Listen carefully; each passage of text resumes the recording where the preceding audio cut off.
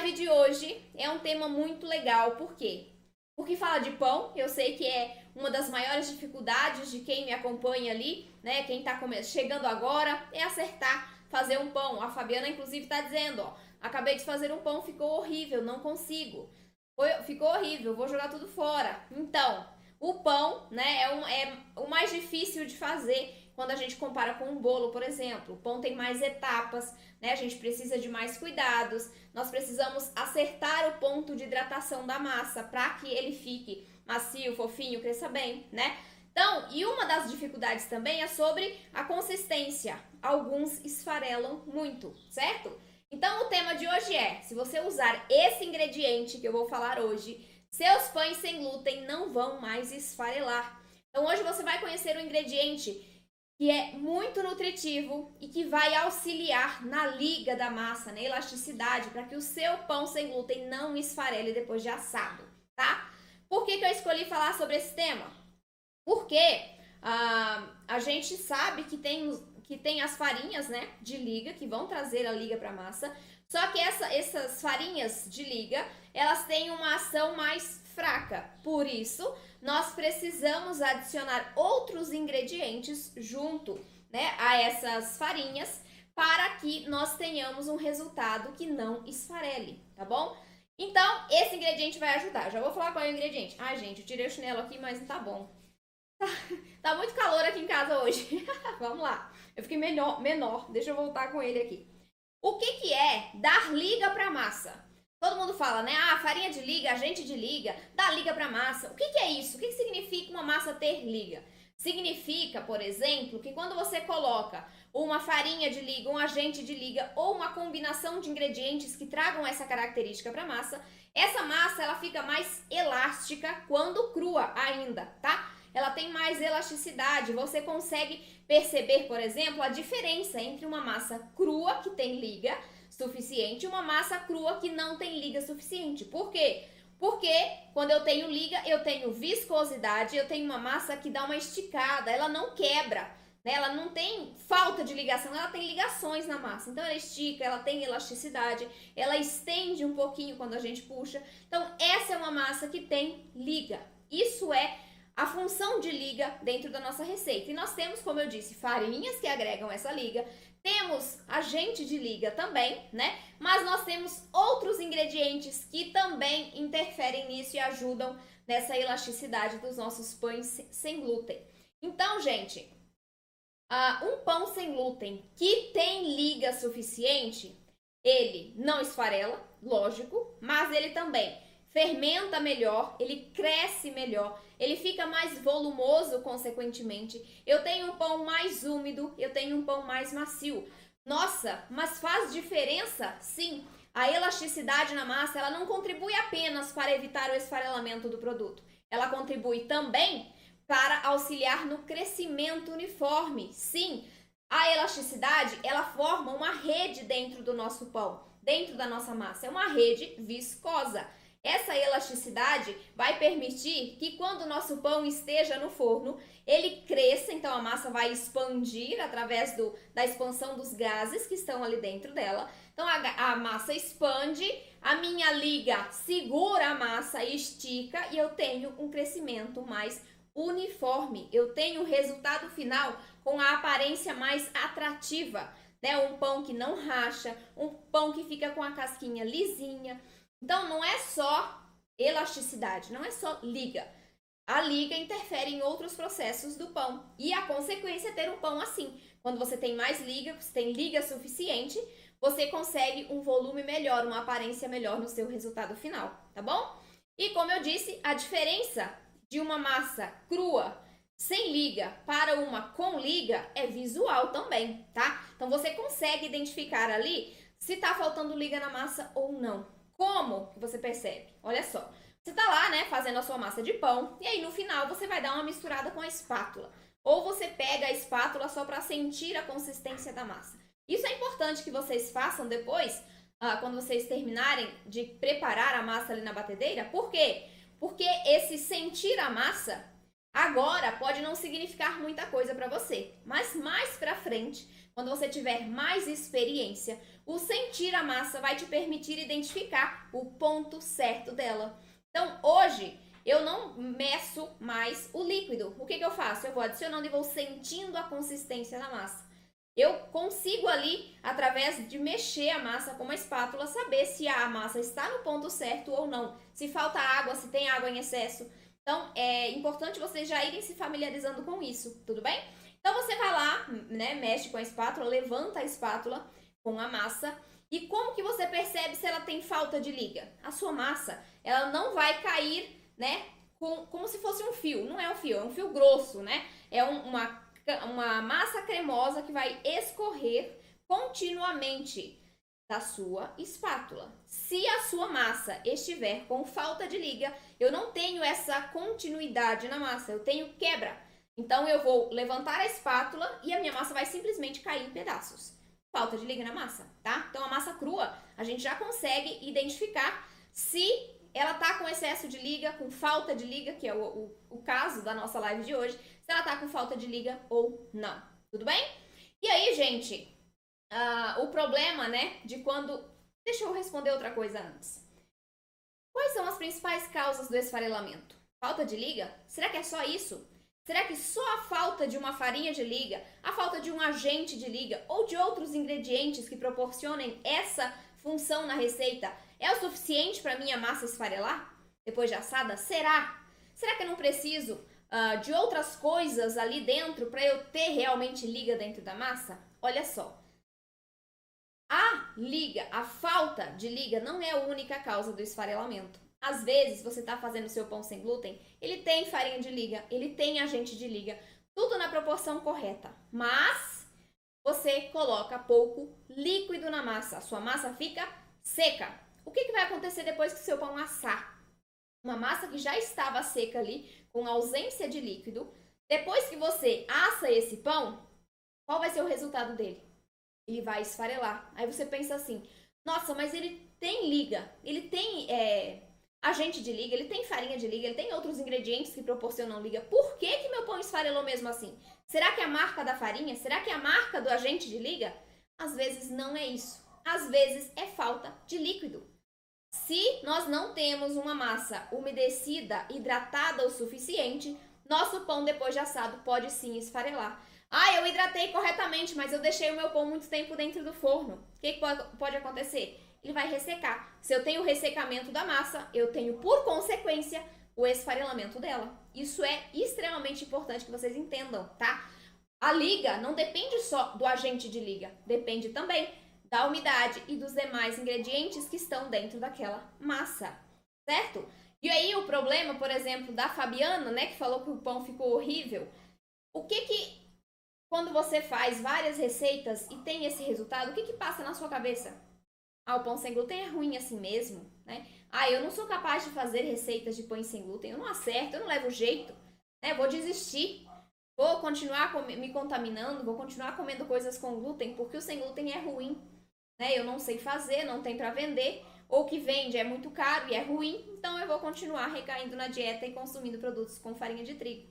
Gente, eu sei que isso pode passar pela sua cabeça, mas acredite em mim, é possível sim nós fazermos pães sem glúten que fiquem bem volumosos, que cresçam bem, que tenham umidade, que tenham maciez, que tenham liga, que tenham gosto de pão. Hoje eu recebi um e-mail de uma pessoa dizendo que comprou um curso e os pães que ela estava fazendo ficavam com gosto muito ruim de goma xantana. O que significa isso? Excesso de goma xantana.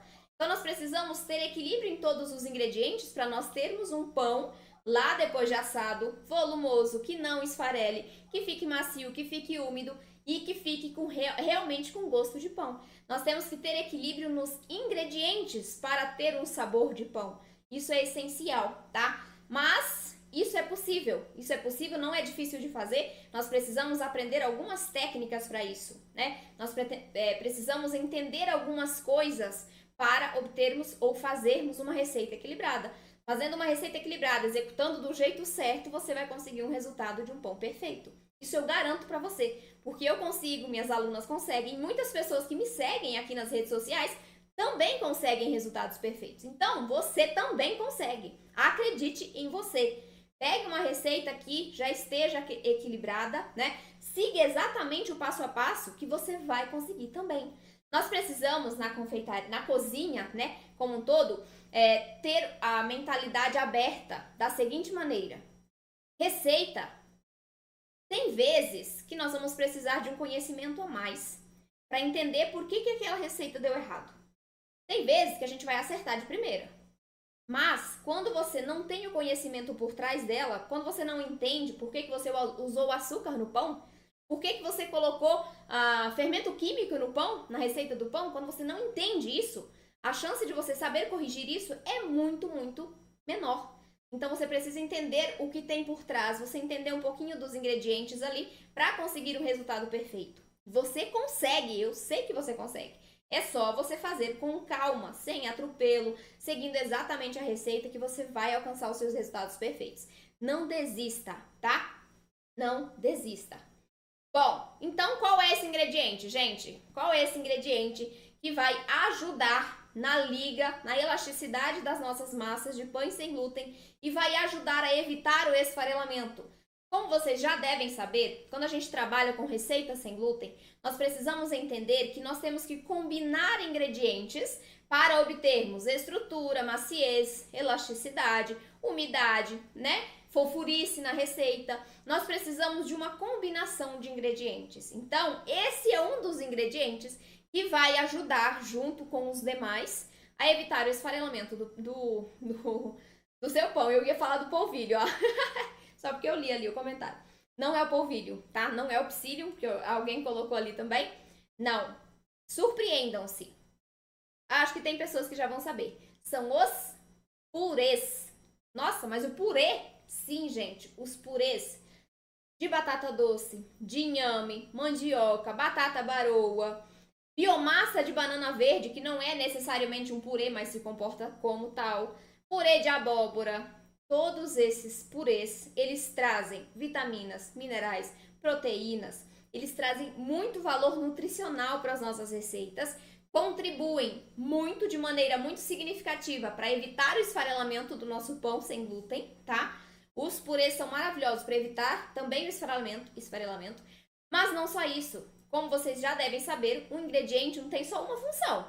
Um ingrediente pode ter diversas funções, e essas diversas funções, quando conhecidas e bem aplicadas na receita, vão fazer o seu pão sem glúten ficar perfeito. Quais são as outras funções dos purês? Nós temos umidade na massa, nós temos liga, né? Nós temos sabor, então nós podemos usar, por exemplo, um purê de abóbora, um purê de cenoura, um purê de beterraba. Nós podemos utilizar esses tipos de purês para trazer sabor e coloração para nossa receita. E uma coisa muito importante dos nossos purês, e aí nós colocamos também ali dentro desse grupo a biomassa de banana verde, é que todos eles possuem um componente, né, dentro da sua composição, né, um componente dentro da sua composição. Uma coisa muito importante dentro deles é que todos eles têm um aditivo ali chamado amido resistente. O que é o amido resistente? É uma função, uma característica dos nossos purês que se comporta de maneira muito similar à fibra solúvel, sabe? Quando a gente consome alguma coisa que tem muita fibra e a gente já se sente saciada por mais tempo, o amido resistente se comporta de maneira muito similar à fibra. Então, nós temos o que quando usamos purê nos nossos pães? Nós temos uma saciedade maior. Nosso organismo, ele demora mais para digerir esse alimento. Desse jeito, nós não sentimos fome com tanta frequência. Por isso que eu venho dizendo, né, nas lives ali, falando que as nossas receitas sem glúten, quando nós utilizamos ingredientes que agreguem valor nutricional, que agreguem proteínas, fibras, que agreguem essas características, e isso aí, ó, a Nutri tá certa aí, ajuda a diminuir o índice glicêmico. Então, quando a gente tem esse tipo de ingrediente e nós usamos dentro das nossas receitas, ingredientes que tragam fibras, proteínas, né, e os outros vitaminas, minerais aí, nós temos um pão muito nutritivo. Então, aquele lá, todo pão sem glúten é saudável. Não necessariamente. Se você usa só farinhas brancas, refinadas, e não usa nenhum outro ingrediente para melhorar as características desse pão sem glúten, ele não vai ser saudável, né? Claro, ele é saudável para quem tem restrição, porque a gente tira o agente causador do nosso problema, que é o glúten. Mas, do ponto de vista nutritivo ali, de proteína, vitamina, mineral, se a gente não adiciona outros ingredientes, como o psyllium, como a farinha de trigo sarraceno, grão de bico, uma farinha de amêndoas, né? Quando a gente não adiciona esse tipo de ingrediente, nosso pão vai sim ser mais pobre nutricionalmente. Quer dizer que ele não tem nenhum nutriente? Não. Quer dizer que a gente pode melhorar muito a nutrição dessa nossa receita. Esses pães que a gente vê por aí, por exemplo, né? Pães industrializados, o que você vê primeiro na descrição dos ingredientes? O que vem primeiro é o que tem maior quantidade nas receitas, naquele produto, tá? Então, o que você vê primeiro aí? Farinha de arroz branca, fécula de batata, fécula de mandioca, açúcar, muita gordura. Por que a gente vê nesses industrializados esses tipos de ingredientes? Porque ali nós precisamos de uma conservação por mais tempo. Se eu coloco uma farinha de amêndoas que é rica em gordura, proteínas, né, que vai trazer mais umidade para esse pão, o que eu faço? Eu reduzo a vida de prateleira dele. Então, quando a gente tem a oportunidade de fazer em casa, nós podemos enriquecer mais ainda os nossos pães sem glúten através da inserção desses tipos de ingredientes mais nutritivos. E os purês, né? Além de trazerem todas essas funções para a nossa massa, de maciez, de umidade, de liga, também enriquece nutricionalmente e nos mantém saciadas por mais tempo. Além, como a própria nutricionista falou aí na live, de baixar o índice glicêmico das receitas justamente por conta do amido resistente presente neles. Tudo bem? Então, gente, o purê, quando você tiver a oportunidade de usar em um pão sem glúten, você vai ver a diferença que vai dar no resultado. E aí, muitas pessoas têm dúvidas sobre como usar esses purês. Nossa, mas que quantidade eu coloco? Eu posso pôr em todos os pães? Vamos lá. Quantidades. Deixa eu beber uma água aqui. Vamos lá, falar de quantidade.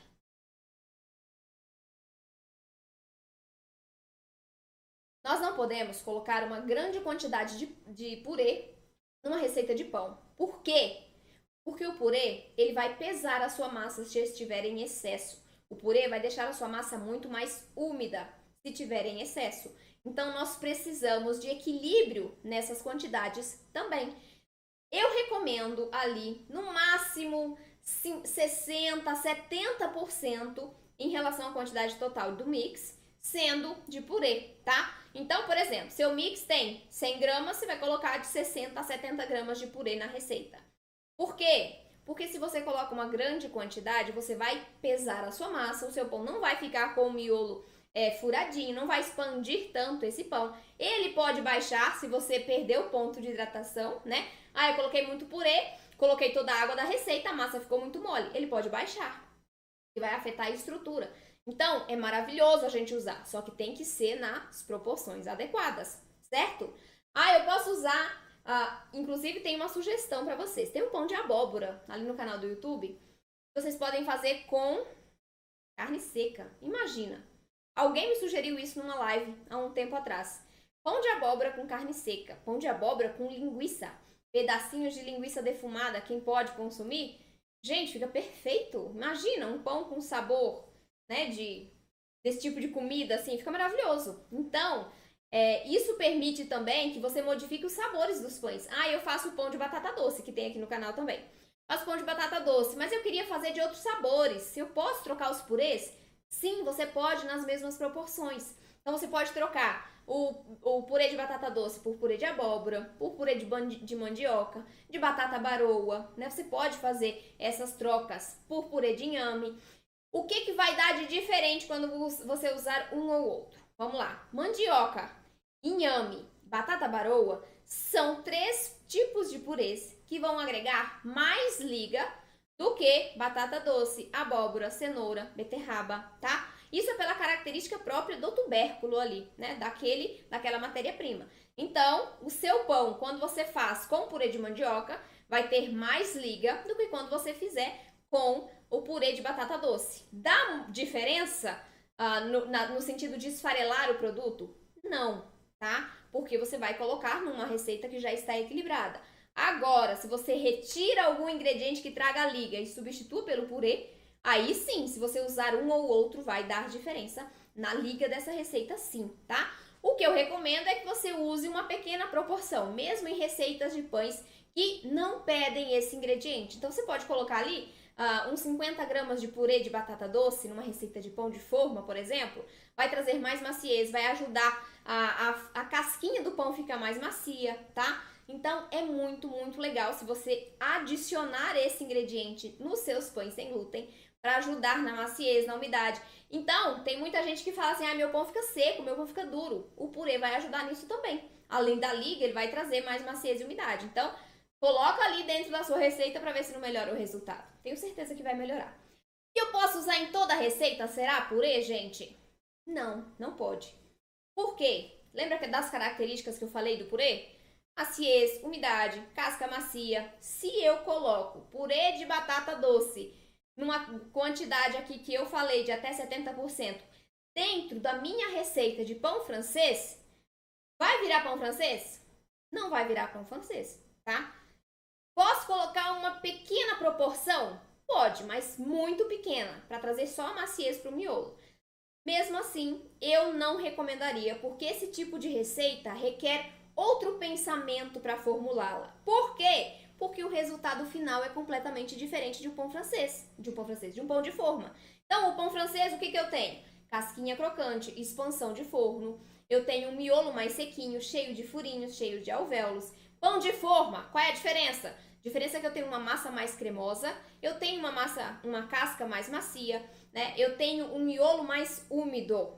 Então, eu não posso usar purês em grandes quantidades dentro da receita do pão francês. São receitas diferentes. Nós temos que ir fazer essa receita do pão de forma com a cabeça diferente que nós vamos para fazer a receita do pão francês. Serve também para o pão de hambúrguer, tá? Eu posso usar purê no meu pão de hambúrguer? Eu posso. Mas, nesse caso, eu recomendo que baixe bastante a proporção, porque eu preciso de um pão que se mantenha no formato, eu preciso modelar esse pão. Então, se eu não sei qual é o ponto de hidratação da massa, né, eu ainda não tenho prática com isso, eu coloco esse purê numa receita que não vai purê, eu preciso baixar a quantidade de líquidos. Por quê? Se eu colocar a mesma quantidade pedida na receita mais o purê, eu perco o ponto de hidratação, tá? O que vocês precisam entender, gente, é que tudo que a gente está conversando aqui serve para alguns tipos de receitas, não serve para todas. Então, isso que você está aprendendo aqui, que você já aprendeu nas lives anteriores, não é nem 1% do que você vai aprender na jornada dos pães e bolos perfeitos sem glúten. Por isso é muito importante que você participe. Lá você vai entender qual é o caminho completo para fazer isso, tá? Fazer os seus pães e bolos perfeitos sem glúten. Mas saiba que o que serve para a minha receita do pão francês não serve para a receita do pão de forma. E não serve para a receita do pão de hambúrguer. E não serve para a receita do bolo. E não serve para a receita da empada, da coxinha. Nós precisamos pensar sem glúten. E o pensar sem glúten requer entender o resultado que nós buscamos com aquela receita, com aquele preparo. Assim, nós vamos voltar aqui nos ingredientes, entender quais poderemos adicionar àquela massa para obter aquele resultado.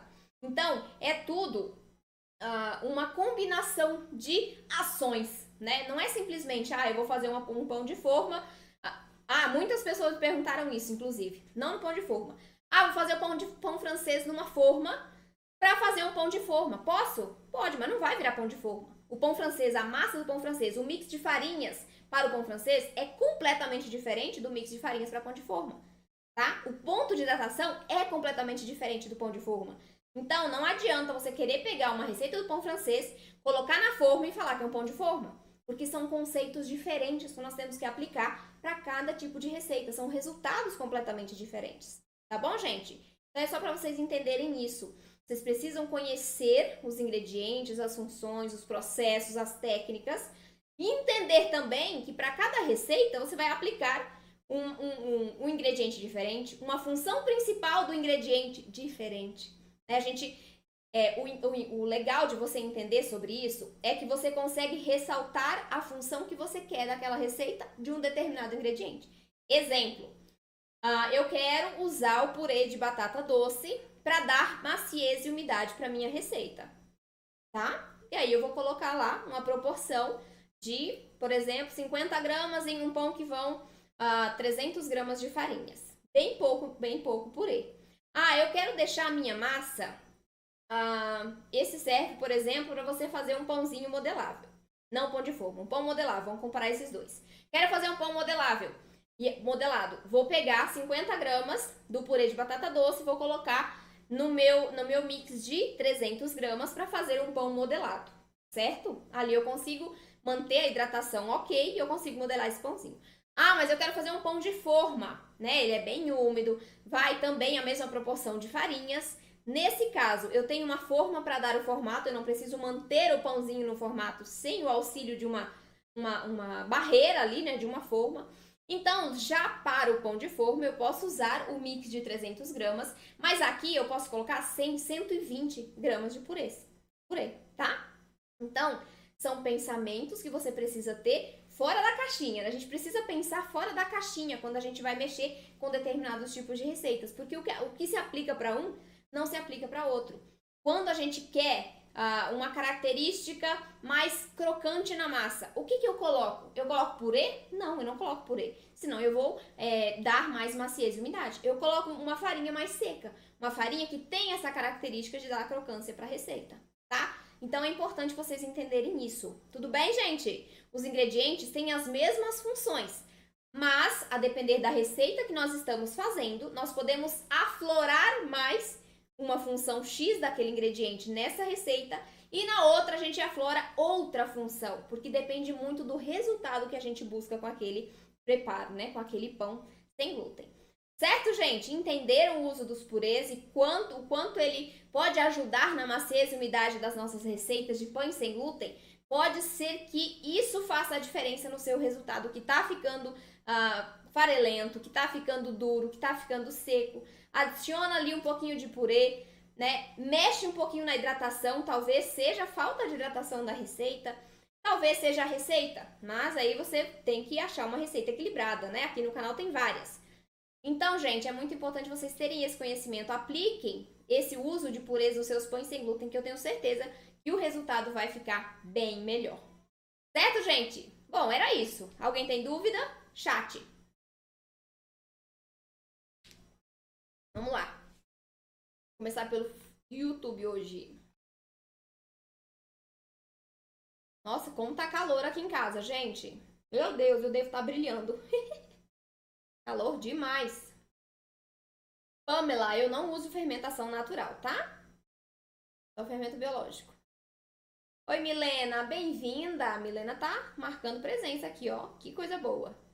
É possível fazer pão sem glúten com fermento caseiro de batata? Maria das Graças, é possível sim, tá? É possível sim. Pão italiano gostoso sem glúten? Também é possível, Vera, com certeza. Quando a gente entende o fundamento, a gente faz qualquer receita. De verdade, gente. Hoje eu faço sonho, eu faço pão francês, eu faço croissant, pão de forma, pão baguete, pão de milho. Que mais que eu faço, gente? Tem tanto tipo de pão. Pão brioche, pão italiano. Cada receita requer um conjunto de ingredientes diferentes e técnicas mais específicas. Mas é possível sim fazer todas elas perfeitas. Com maciez, com umidade, com sabor. O pão italiano é possível nós fazermos o miolo mais macio, mais denso, né? Mas com a casca mais grossa, mais crocante. Então é possível sim. Inclusive, tem uma aluna minha, eu não vou lembrar o nome agora, ela postou na comunidade o pão italiano que ela fez a partir de uma receita lá do curso. Ela pegou uma receita X lá, deu uma mexida e conseguiu fazer o pão italiano no formato do pão italiano, redondo, com os cortes perfeitos. Ficou a coisa mais linda. Então, gente, é possível fazer tudo que você tem vontade, desde que você entenda os fundamentos, conheça os ingredientes, conheça as técnicas, né? E o que cada resultado requer de ingredientes, de funções dentro da sua massa. É possível, com certeza, a gente fazer tudo que a gente quer. Quero fazer o pão ciabatta. Delícia. Cleo, quanto custa o curso? Cleo, eu ainda não tenho valor para divulgar, tá? Porque nós estamos com as inscrições encerradas. Então, não tem como entrar no curso ainda. Mas foca nessas aulas de aquecimento, participa da jornada dos pães e bolos perfeitos sem glúten, que você vai entender muito mais sobre o preparo perfeito das receitas. Eu garanto pra você, tá? Ana, dá uma olhada lá, procura as fotos, Ana Cláudia, minha aluna. Lá na comunidade tem as fotos. E ela falou qual foi a receita que ela fez. Eu não sei se foi a Nara que fez o pão, não me lembro, gente. Mas eu acho que foi uma variação do pão baguete, se eu não me engano. Dá uma olhadinha lá, procura a foto que tem na descrição da foto qual foi a receita que ela usou, tá bom? Melhor curso que já fiz. Ai, que bom, Ana, fico feliz. Vamos lá. Lusa, bem-vinda. Ateliê Sandra Bonella tá na área. Arrasou, Sandra.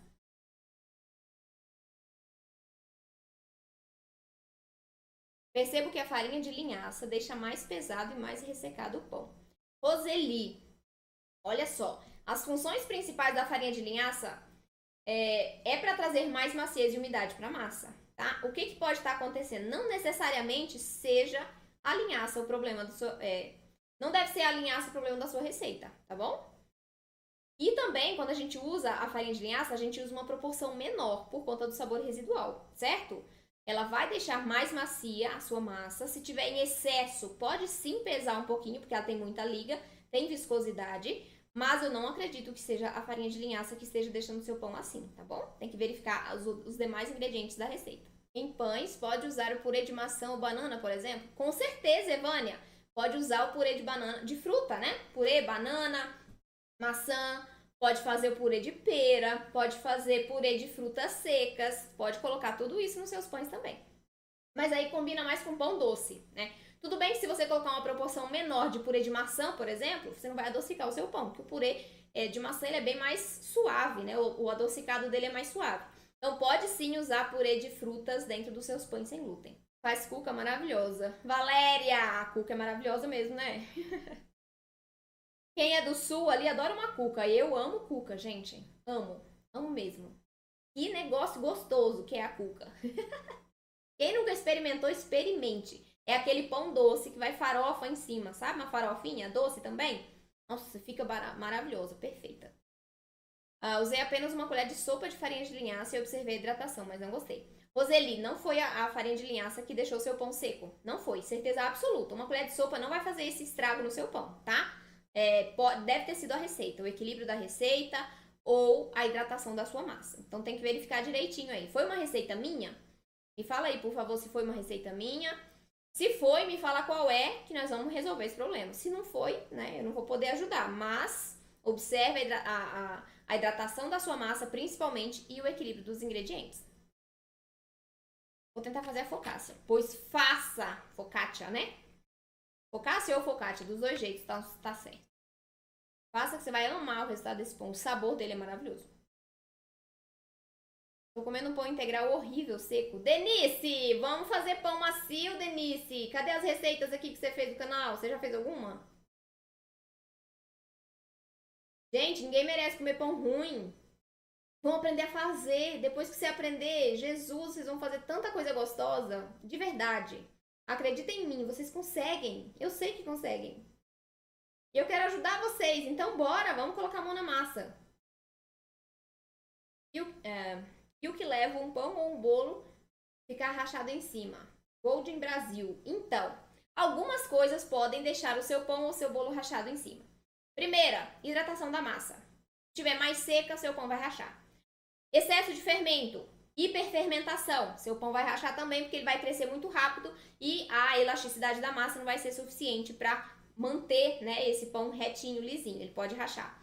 Temperatura do forno. Eu liguei a resistência superior do forno. Esquentou muito rápido aqui, meu pão deu uma secada. Quando ele cresce, expande, ele racha também. Meu pão rachou ainda fora do forno. O que é isso? Excesso de tempo de descanso da massa. Então, tem algumas variáveis que interferem, né? E que vão deixar esse resultado rachadinho em cima. Falta de liga também. E o purê ajuda o pão ou o bolo a não ficar rachado em cima? Se for uma receita equilibrada, ajuda sim, tá? Que vai dar mais umidade para a massa. Faço com purê de batata doce, azeite e orégano. Nossa, deve ficar uma delícia, hein? Temperado assim é muito bom, né? Também gosto de fazer temperado às vezes. Quando você fala em purê, eu tenho que cozinhar e misturar. Boa! Como que faz o purê, gente? Vamos lá. O ideal é que você asse esses produtos ou cozinhe-os a vapor para manter os nutrientes dentro do purê. Se a gente cozinha na água, a gente perde, né, uma grande parte dos nutrientes para a água e a gente não usa água. Além disso, quando a gente cozinha na água, alguns desses ingredientes vão ficar muito mais moles. Então, eles vão absorver o líquido e aí você vai ter um purê bem molinho. Isso interfere no ponto de hidratação da receita. Então, o ideal é ou cozinhar a vapor ou assar esses tipos de matéria-prima ali para fazer o purê, tá? Então, você vai assar, por exemplo, a abóbora, a batata doce, descasca e amassa com um garfinho ou bate com um processador e usa aquilo, tá? Você pode temperar se você quiser, né? Como a Nutri falou que coloca azeite e orégano, pode temperar o pão, né? Ou o purê e colocar no pão, ou usar só o purê assim, in natura, tudo bem? Antes de você assar, tem alguns, por exemplo, o inhame, a batata doce, e o ideal seria você deixar de molho antes de cozinhar ou de assar essa matéria-prima. Por quê? Esse tubérculo, né? Porque esses dois ingredientes, principalmente a batata doce e o inhame, eles têm um componente, né, que são os fitatos. O que são os fitatos? São antinutrientes. Esses antinutrientes, quando a gente não elimina, pelo menos a maior parte deles, através desse molho que a gente deixa 8 horas, né, eles de molho, depois assa, se a gente não faz esse procedimento antes, nós vamos consumir o purê, só que a gente vai absorver menos nutrientes do que a gente poderia absorver se tivesse deixado esses tubérculos de molho, tá? Então deixa ali de molho com uma colher de vinagre por umas 8 horas, se quiser trocar água ali umas 2 vezes durante essas 8 horas, melhor ainda. Depois você joga a água fora, lava e coloca para assar. Bom, que aí você absorve melhor os nutrientes deles. Eu faço cuca de nozes e figo, fica uma delícia. Nossa, Verônica, deve ficar perfeita. Combinação maravilhosa. Arrasou. No caso de fazer pão com purê de frutas, é necessário cozinhar a fruta ou pode ser crua. Você pode fazer, no caso da banana, você pode usar crua, mas a maçã vai ter que cozinhar para fazer o purê, né? A pera também, tá? E as frutas secas você deixa de molho também. Então você pode deixar hidratando por umas 8 horas, escorre a água, bate no liquidificador, faz o purezinho e adiciona a receita. Pode ser assim, tá bom? Que mais? Gostei de usar sementes de gergelim, abóbora e girassol. Maravilhoso. São farinhas, né? Isso, farinhas. Que vão trazer mais umidade, mais maciez, sabor, valor nutricional para a receita. Maravilhoso. Pode usar sempre. Tem receita de pão francês que tem claras. Elas vão trazer qual característica a ele? Elasticidade, tá? Principalmente elasticidade. A biomassa de banana verde eu compro pronta ou dá para fazer em casa? Dá para fazer em casa, Sueli? Dá para fazer em casa a biomassa de banana verde. É até melhor que você faça em casa, né? Você pega ali a banana mesmo, na íntegra e faz, in natura, né? E faz ali a sua biomassa. Como é que você vai fazer a biomassa? Vai pegar uma banana bem verde, tá? Uma banana bem verde. E aí, qualquer banana que você quiser, tá bom? Aí você vai pegar, despenca ela, tira ela da penca com o pêndulozinho. Não tira o pêndulozinho. Deixa fechadinha a banana, fechadinha. Aí você vai envolver essas bananas em papel alumínio. Colocou no papel alumínio, apertou bem ali para não entrar muita água. Porque se eu coloco só a banana ali, com a casca, eu posso deixar a minha biomassa muito mole. E eu perco também alguns nutrientes. Por quê? Porque eu tô cozinhando na água, né? Então, se eu envolvo no papel alumínio, eu preservo mais essa banana e a característica, a consistência dela. Então, enrolou no papel alumínio, coloca essas bananas dentro de uma panela de pressão, cobre com água, põe para ferver. Quando começar a fervura, quando pegar a pressão, né, na panela, marca 8 minutos. Deu 8 minutos fervendo, desliga o fogo, deixa perder a pressão sozinha. Aí depois você pega lá, tira as bananas, né? E faz a biomassa. Bate no liquidificador a banana sozinha, sem água, tá? Só a banana. Ou amassa com garfo, ou congela a banana na íntegra, sem amassar antes. Então dá pra fazer de vários jeitos, mas é legal fazer em casa. Eu faço também às vezes. Então, as claras no pão francês é para dar essa liga, tá bom? Pra massa. E umidade também, porque tem água na clara. Vai conseguir, com certeza. Maria das Graças, eu tenho certeza que vai. A minha mãe faz pão todos os dias sem glúten e sem lactose, mas sempre esfarelam e é sempre sem graça, mas ela nunca fez pão francês. Michele, fala pra ela escolher uma receita aqui do canal, também são sem glúten, também são sem lactose. Na verdade, os pães, eu acho que todos são sem leite animal, tá? Escolhe uma receita aí, passa pra ela. Tem o pão de batata doce, que fica uma delícia, o pão de abóbora, tem o pão normal, sem glúten de forma, tem pão doce, tem vários tipos de pães aqui, a focaccia.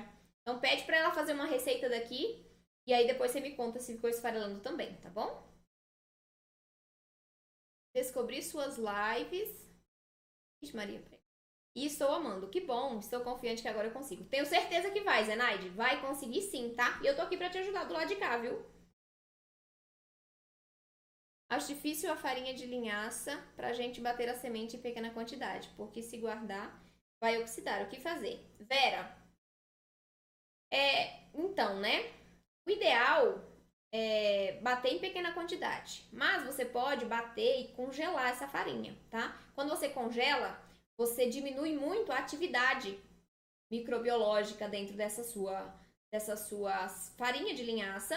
Ela não vai ficar exposta ao ambiente e aí você consegue mantê-la por mais dias. Mas não dá para manter ali por 30 dias no freezer, né? A gente vai ter que usar essa farinha mais rápido. O problema é que fora do freezer ela dura 3 dias, porque ela já oxida. Então, coloca no freezer ali, dá uma congelada para ver se ela aguenta pelo menos uns 15 dias. Para você poder usar nas outras receitas, tá? Aí, viu, Janeide? A Denise disse que você vai conseguir sim, viu? Eu também acredito em você, vai conseguir. A Sandra é do Espírito Santo. Arrasou, Sandra. O que fazer para saborizar essas receitas sem glúten? Nossa, Michele, tem tanta coisa que a gente pode usar para saborizar as receitas sem glúten. Vamos falar de pão, né? O que a gente pode usar para saborizar o pão? Primeiro, todos esses purês. Cada purê vai dar um sabor diferente. Então, você já tem vários sabores. Você pode colocar frutas também, que aí vai ficar um pão mais adocicado. Você pode colocar ervas finas, cebola em pó, alho em pó, se você gostar. Você pode colocar linguiça defumada picadinha. Você pode colocar bacon. Nossa, com bacon fica o ouro. Você pode colocar o que mais? Ervas frescas, pode colocar. Carne moída, frango desfiado. Ou legumes ali, né? Algum tipo de, tipo milho, que não é um legume mais. Né? O milho você pode pôr cenoura ralada. Nossa, tem tanta coisa que a gente pode usar nos pães para saborizar. Aqui onde mora é muito quente. Coloca uma colher de sopa de fermento biológico e dá hiperfermentação. Excesso de fermento na massa, tá, Roseli? Uma colher de sopa são 10 gramas. 10 gramas a gente usa para 1 kg de farinha. Para 1 quilo? Não, para meio quilo. Meio quilo de farinha. 500 gramas de farinha para fazer pão. Você usa até 10 gramas. Em 500 gramas. Eu tenho certeza que não tem 500 gramas na sua massa. Tá? Então, é excesso de fermento que causa hiperfermentação. Claro que é associada com o calor, mas não é necessariamente o calor. É o excesso de fermento. Porque o calor a gente consegue resolver com menos tempo de descanso. O excesso de fermento, mesmo você deixando ali 15 minutos na sua bancada, vai dar hiperfermentação na massa. Porque é muito fermento. Então, diminui aí a quantidade que eu tenho certeza que vai dar certo. E se você quiser, né, você pode ainda colocar água gelada na sua massa para baixar ainda mais essa fermentação, tá? Ou fazer a fermentação a frio, que é colocar na geladeira para crescer. Eu faço bolo com farinha de arroz, polvilho doce e farinha de amêndoas. Fica um pouco seco. Vamos lá. Não é por causa do mix. Provavelmente seja os demais ingredientes. Gente, tem um bicho de luz aqui. Os demais ingredientes da receita, o ponto de hidratação, ou excesso de tempo de forno. Ou forno muito frio, que aí o bolo fica muito tempo lá dentro do forno e ele acaba ressecando. Então tem algumas outras coisas que podem interferir. Não é necessariamente o mix, não. Porque se você usa farinha de amêndoas, ela tem muita gordura. Então ela ia trazer mais umidade para a massa, tá? Apesar de que, para mim, esse mix está desequilibrado. Falta aí uma farinha de maciez e leveza. Mas eu acho que não é o mix o problema, tá bom, Dalva? Primeira vez sempre é difícil, o hábito leva à perfeição. Sempre, Denise, com certeza. A prática, o hábito sempre leva à perfeição. a nossa perfeição. Pode não ser a sua, né? Mas a de cada um. Então, praticar sem desistir. Persista sempre. Principalmente nas receitas sem glúten. E sem lactose, né, gente? Vamos lá. Pera lá. Qual a função em algumas receitas? Como é que é? Ora uma pitada de sal, ora uma pitada de açúcar. Quais receitas? De quê? Que tipo de receita, Manuel? Só para eu entender, tá? O que você tá querendo dizer. Tem algumas receitas de bolos, né? Que são doces, que algumas pessoas colocam uma pitada de sal para realçar os sabores. Bom, então a pitada de sal serve para isso. Pitada de açúcar? Não sei para que serviria a pitada de açúcar, para ser sincera.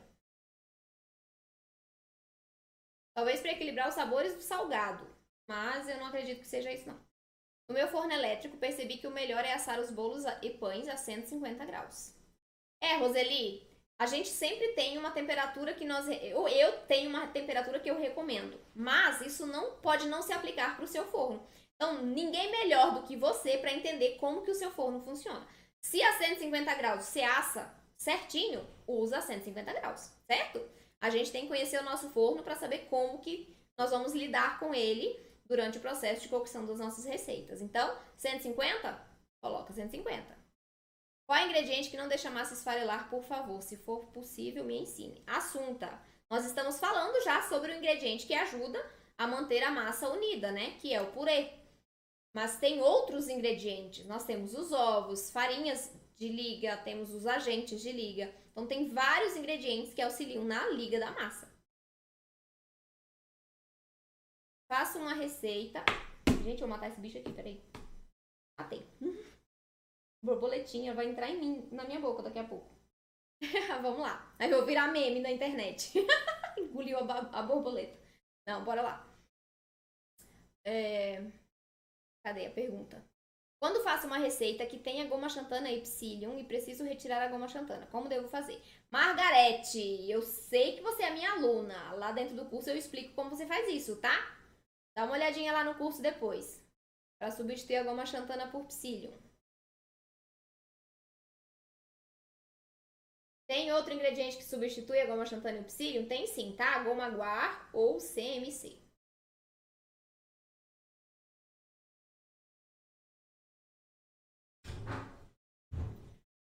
Fiz pastel e a massa ficou bem quebradiça, mole e abriu na hora de fritar. Alguns. Você tem receita de pastel no canal? Bruna, não tem no canal, só no curso, tá? Mas foi falta de liga, provavelmente, e talvez de umidade também na massa. Por isso que ela quebrou e abriu quando você fritou. Como faz essa fermentação na geladeira?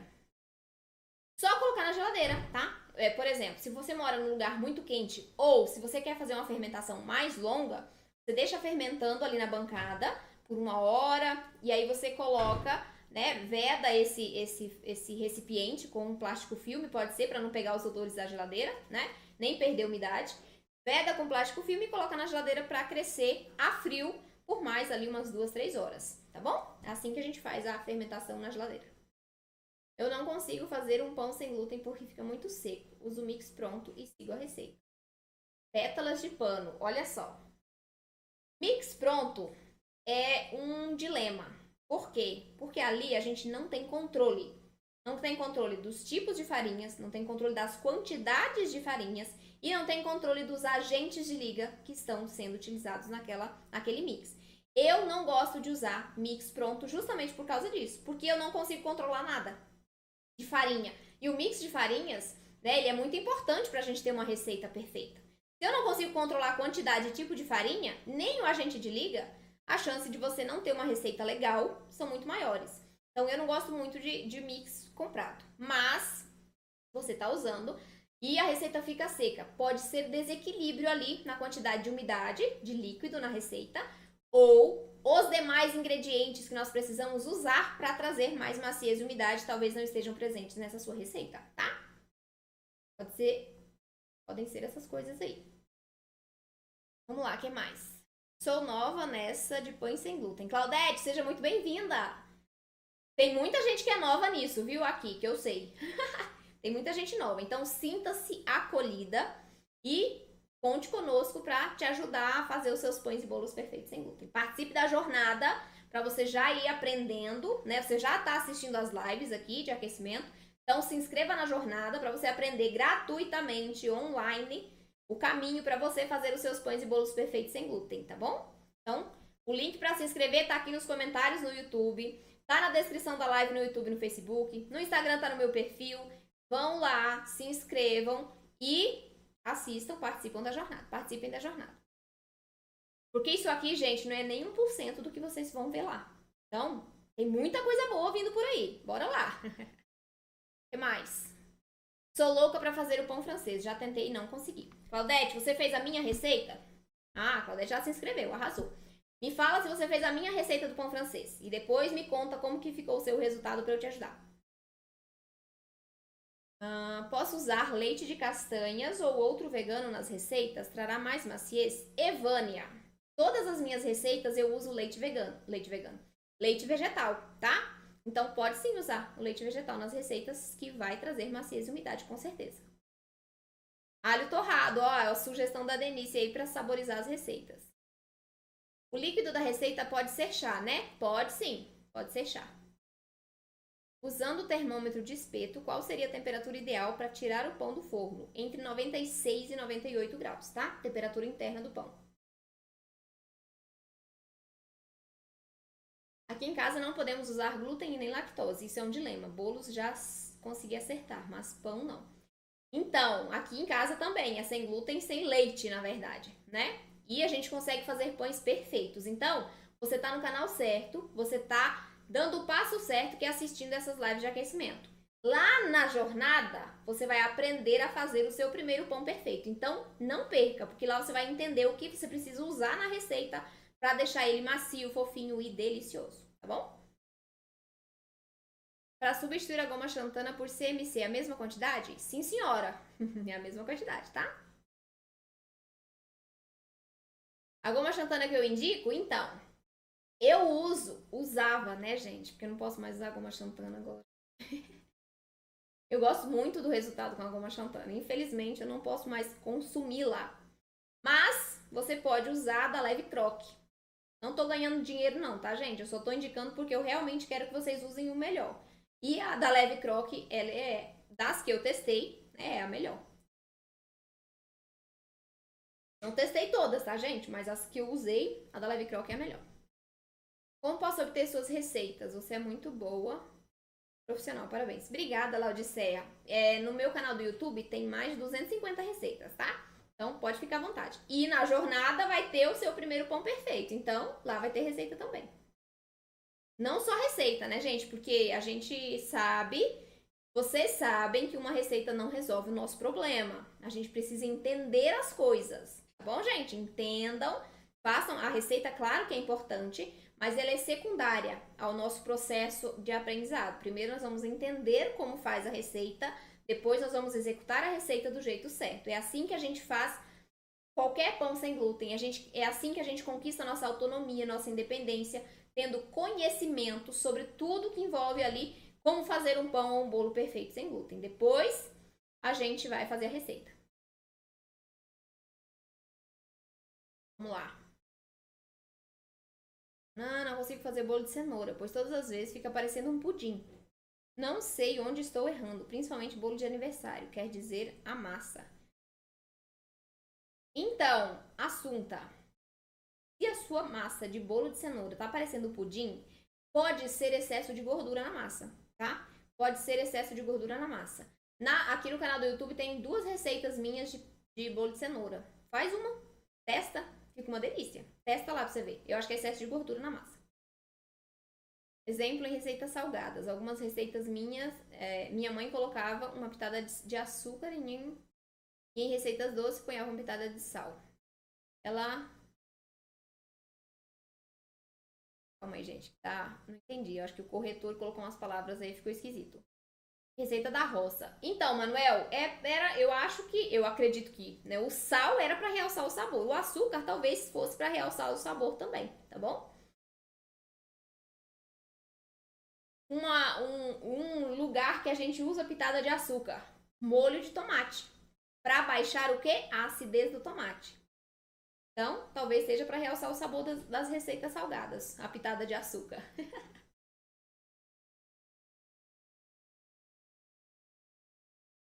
Que coisa estranha, gente. Aqui em casa tá cheio de bichinho de luz e tá tudo fechado. Não sei por onde eles estão entrando, não. Ai, meu Deus, vão participar da live aqui, meus amigos. De asinhas. Vamos lá. Pode ser usado gordura vegetal nas receitas sem glúten? No bolo, achei que talhou a receita. Gordura vegetal. Então, eu nunca usei, tá? Tem pessoas que usam sim, mas eu nunca usei na receita, então não sei dizer se vai funcionar ou se não vai. Nem vou saber dizer se foi por isso que seu bolo talhou. Não sei se foi pela gordura vegetal, tá bom? Não sei fazer o pão francês. Fico muito triste por não saber manipular a massa sem glúten e sem leite. Assunta é prática. Acredite, é prática e é conhecimento sobre as técnicas, modos de preparo, sobre os ingredientes da receita. Então é todo um combo que você precisa ter. O conhecimento e a prática. Senão, sem prática, você não consegue, né, fixar e nem aplicar o que você conheceu, o que você aprendeu. E sem o conhecimento, a sua prática vai ficar prejudicada também, porque você só vai saber fazer uma receita e não sabe corrigir, não sabe como melhorar. Então é muito importante a associação dos dois. É necessário ter termômetro de espeto? Claudete, eu não uso termômetro para saber se meu pão tá assado, então não é necessário, tá? Como eu conheço já o meu forno, eu sei qual é o tempo que ele leva para assar, e eu sei, olhando, né, ali no aspecto visual do pão, se ele tá assado ou não. Então, se você já conhece o seu forno, se você já tem prática ali com o seu pãozinho, você vai saber sem usar o termômetro de espeto, tranquilo. Faço meu leite de gergelim com água de kefir todas as manhãs. Arrasou, Denise, isso aí. Super nutritivo. E as receitas da roça eram maravilhosas, uma delícia. Só minha mãe já está entre nós. Pois é, Manuel, também sei. Eu também era da roça. A receita da mãe da gente, né? Da avó da gente. Nossa, as receitas são incríveis. Pena que eu não posso mais comer, né? Mas tudo bem, a gente come sem glúten e é maravilhoso também. Mas não é o da mãe. Tudo bem. Faz parte. A gente já aproveitou. Maravilhosa, eu já fiz esse bolo de cenoura. Que bom, Denise. Olha aí, gente, a Denise já fez o bolo de cenoura, então testem também. Jaqueline já se inscreveu para participar da jornada. É isso aí, muito bom. Quantidade de fermento biológico pode ser substituída pelo levain em que proporção? Laodiceia, eu não trabalho com fermentação natural, tá? Mas eu acredito que seja de 15 a 20%, a 30% de levain em relação à quantidade total de farinhas, quando você vai usar, tá? De 15 a 30, aí tem que verificar o tipo de receita que você está fazendo. Você usa óleo de coco nas receitas? Não muito, tá? Mas eu uso sim em algumas. Usa o cremor de tártaro? Eu não uso cremor de tártaro, Edilane. O cremor de tártaro é um ácido, tá? Ele serve para dar mais maciez para a receita, para estabilizar as claras em neve. Ele serve para associado ao bicarbonato de sódio para fermentar a massa. Então tem várias funções, depende do que você quer na receita. Certo, gente? Mais dúvidas?